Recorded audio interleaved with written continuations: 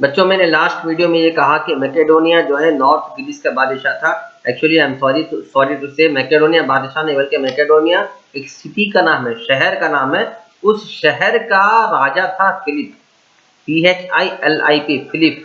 Philip उस शहर का बादशाह था। कहाँ का? मैकेडोनिया का बादशाह फिलिप था। ये मैकेडोनिया जो है ग्रीस कंट्री के नॉर्थ में आता है। जैसे हमारे कर्नाटक स्टेट के नॉर्थ में गुलबर्ग आता है, इंडिया के स्टेट के नॉर्थ में जम्मू कश्मीर आता है, इसी तरह ग्रीस के नॉर्थ पार्ट में ऊपर के हिस्से में मैकेडोनिया शहर है, वहां का राजा था फिलिप।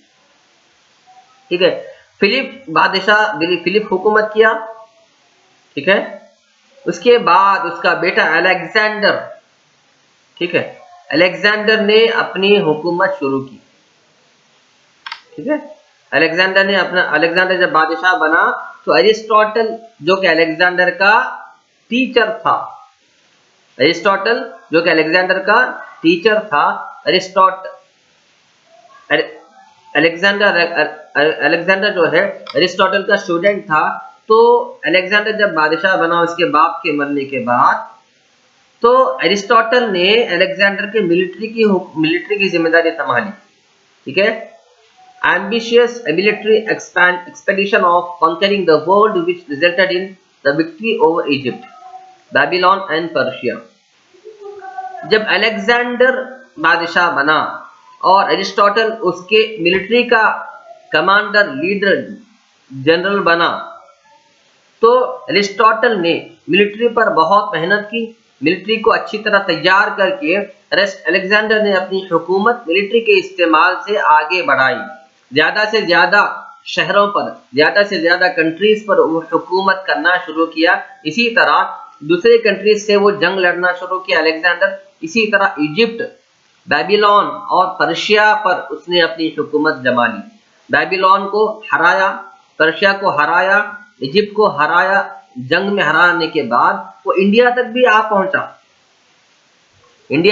पहुंचा, there after while on his way became home he died at Babylonia। और जब सारे चीजें, इस सारे शहरों को कब्जा कर हुकूमत जमा कर जब वो अपने ग्रीस वापस जा रहा था अलेक्जेंडर, तो बेबीलोनिया जो कि एक कंट्री जिसे इसने अलेक्जेंडर ने जीत लिया था, उस मकाम पे इसकी मौत हो गई। He built a city called Alexandria in Egypt। Alexander ने इजिप्ट में अपने नाम का एक शहर भी बनाया जिसका नाम रखा उसने अलेक्जेंड्रिया। अलेक्जेंड्रिया आज भी उस नाम का शहर इजिप्ट में मौजूद है। नेक्स्ट है बच्चों रोमन सिविलाइजेशन। तो बच्चों यूरोप कंट्री के साउथ में एक यूरोप कॉन्टिनेंट का साउथ में एक कंट्री जिसका नाम है इटाली। ठीक है, यूरोप कॉन्टिनेंट के साउथ में एक कंट्री है जिसका नाम है इटाली। उस कंट्री में एक बहुत मशहूर रिवर है जिसका नाम है टाइबर, TIBER, टाइगर नहीं, TIBER, टाइबर। इस टाइबर नदी के किनारे एक इलाका है जिसका नाम है रोम, ROME, रोम। ठीक है, एक इलाका है जिसका नाम है रोम। इस इलाके में पहले एक कबीले के लोग रहते थे, इस कबीले का नाम लैटिन है, लैटिन, LATINS, लैटिन्स। ओके, इस कबीले में लैटिन नाम के कबीले के लोग यहाँ पे रहते थे।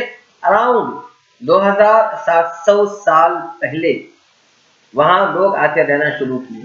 ठीक है, वहां के जो पुराने लोग रहते थे रोम में, वहां के रहने वाले लोगों को क्या कहा जाता था? पैट्रिशियंस। पैट्रिशियंस मीन्स फादर यानी बहुत पहले से रहते आ रहे लोग। ठीक है, Romans believe Romulus and Remus as their forefathers. ठीक है, Rome was under the rule of monarchy. यहाँ पे जो रोम इलाके का नाम है जिसमें लैटिन नाम के कबीले के लोग रहते थे, इन पर हुकूमत थी एक बादशाह की। ठीक है, रोमन्स यानी यहाँ के रहने वाले लोगों को रोमन कहते, जैसे इंडिया के रहने वालों को इंडियंस कहते, पाकिस्तान के रहने वाले लोगों को पाकिस्तानी कहते, अमेरिका के रहने वाले लोगों को अमेरिकन्स कहते, इसी तरह रोम में रहने वाले लोगों को रोमन्स कहते। ठीक है, रोमन में क्या था, दो बड़े बड़े हाउसेस थे, गवर्नमेंट के हाउसेस, जैसा हमारे पास पार्लियामेंट हाउस है, लोकसभा राज्यसभा है, दो अपर हाउसेस, इसी तरह वहां पर भी दो अपर हाउसेस थे, एक का नाम था असेंबली, दूसरा का नाम था सीनेट। हाउसेस मतलब, हाउस का मतलब ये नहीं जो वो घर जो जिसमें हम रहते हैं, हाउस मतलब बड़ा सा एक ऑफिस जिसमें गवर्नमेंट के प्रोजेक्ट्स पर गुफ्तगू डिस्कस किया जाता है। तो असेंबली एक ऑफिस था, अपर हाउस था, जिसमें नौजवान लोग ऑफिसर थे, ज्यादा कम उम्र में नहीं और ज्यादा बूढ़े भी नहीं, बीच एज के 40 इयर्स 45 इयर्स ऐसा। ठीक है, सीनेट जो है, सीनेट वो लोगों का ग्रुप था जो सोसाइटी में, माशरे में बहुत इज्जतदार है, बहुत कदर वाले, बहुत काबिल कदर है। ठीक है, फॉर एग्जाम्पल हम मुसलमान हैं, इसकी कदर करते, आलिमों की, हाफिजों की और बड़े बुजुर्ग लोगों की कदर करते, इज्जत करते। ठीक है, इसी तरह वहां पर सीनेट जो ग्रुप था उनमें इज्जतदार लोग थे, इन्फ्लुएंशियल पर्सनालिटीज, यानी वो लोग जिन्हें देखकर दूसरे लोग कुछ सबक सीखते हो। ठीक है, और सीनेट को ये अथॉरिटी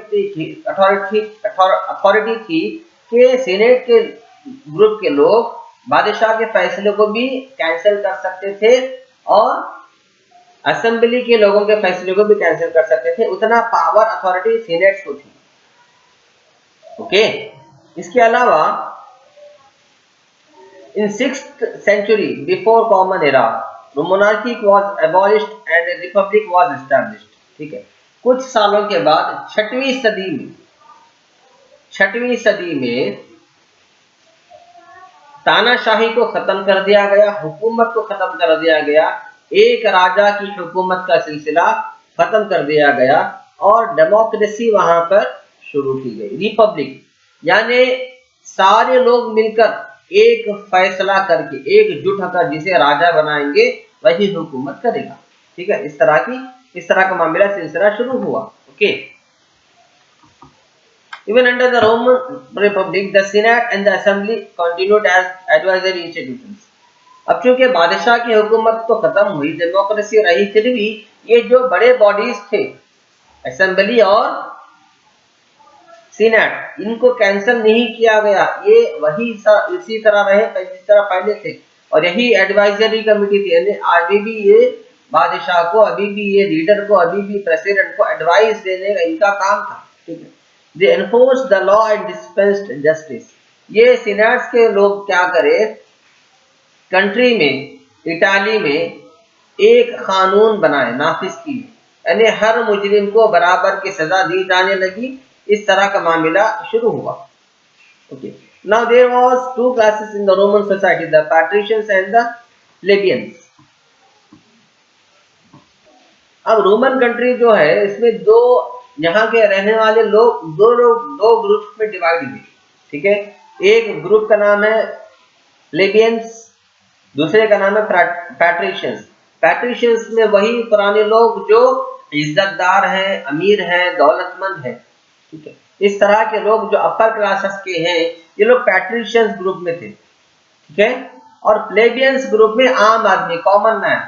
ठीक है, जैसा हमारे पास पॉलिटिशियंस वीआईपीज होते, कॉमन मैन आम आदमी होता है। ठीक है, हमारे पास कॉमन मैन, प्लेबियंस, वीआईपीज, पैट्रिशियंस। इसी तरह वहां पर पैट्रिशियंस जो है हुकूमत चलाते थे, बड़े बड़े बिजनेस चलाते थे और बड़े बड़े कुर्सियों पर पैट्रिशियंस बैठते थे, और प्लेबियंस जो है कॉमन मैन थे, आम आदमी को, लोगों को प्लेबियंस कहते थे। Okay,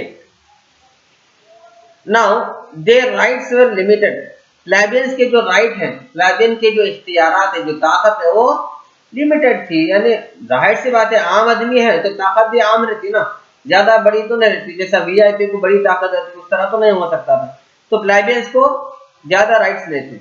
there punishment, the rights for their rights are limited, they were mean to pay taxes and to undergo punishments.